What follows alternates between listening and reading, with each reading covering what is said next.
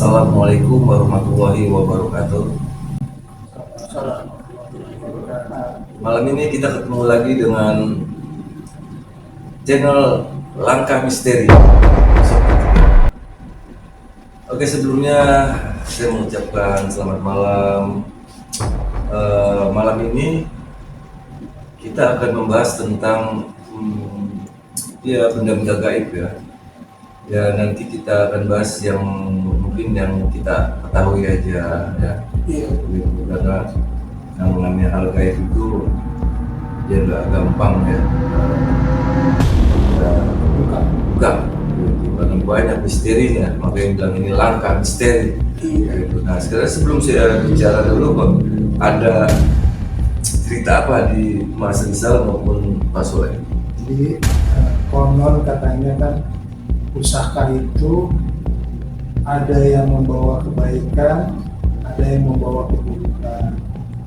Nah, sebaiknya gimana sih kita sebagai orang awam nih menyikapinya gitu. Sedangkan barang gaib itu kan barang yang nggak kelihatan, yang kita nggak tahu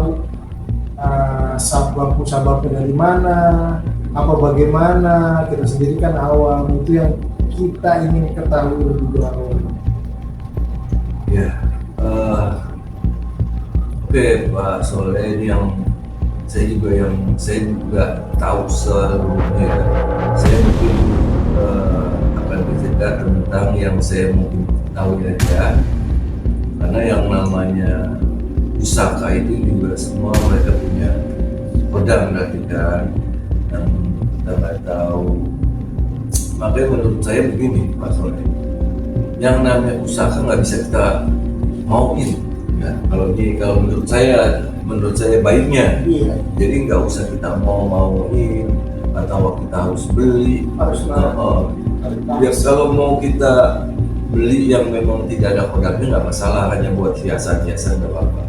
Tapi kalau yang ada kodamnya ya sebaiknya nggak perlu kita beli ya, atau kita mau, karena yang namanya pusaka itu kalau memang jodoh dia akan datang sendiri.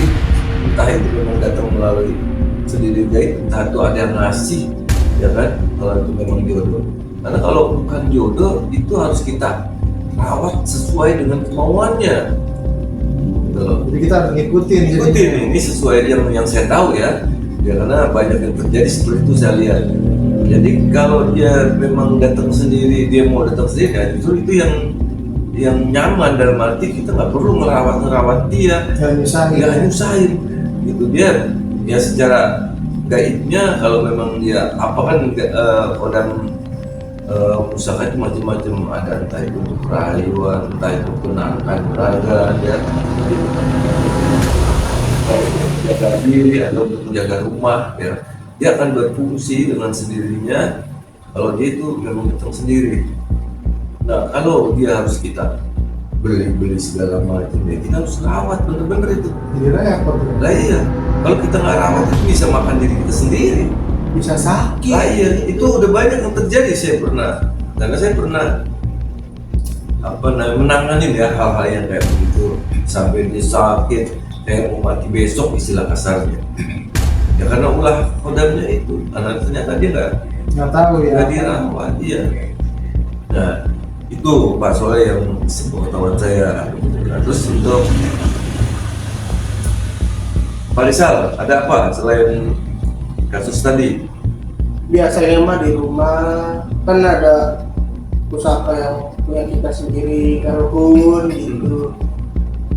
Ya kalau kayak gitu mah kita cek dulu dari mana asalnya. Betul itu Pak Rizal. Jadi makanya saya bilang tadi, yang namanya pusaka itu kalau kita nggak ngerti harus tanya sama yang mengerti. Iya. Asal usul pusaka ini dari mana? Kalau memang dari karbon kan dia datang sendiri, macam apalagi ada yang terjadi silsilah dari orang tuanya, itu barang ada, setelah orang tua juga ada, itu barang harus dimanain. Karena kan belum tentu itu kodamnya mau terus gitu kan, apa harus dilarung. Nah begitu. Jadi gak sembarangan kita yang mau bikin pusaka, itu bukan segampang kita ngebalik tangan berarti. Betul. Jadi enggak apa benar pusaka itu bisa menghalangi, bisa terasa sakaratul maut? Ya, menurut saya sih ya bisa-bisa aja barangkali ya kan itu ibarat ilmu. Kan ada orang yang betul mau susah karena dia punya ilmu yang memang harus dibuang ya. Biasanya itu memang yang mereka beli dengan puasa dan sebagainya. Jadi juga barang-barang kayak begitu. Makanya kalau kita beli harus bisa mengulangi segala macam. Ya lebih baik kalau menurut saya nggak usah lah. Boleh kalau dia hobi ya cuman harus dirawat benar-benar.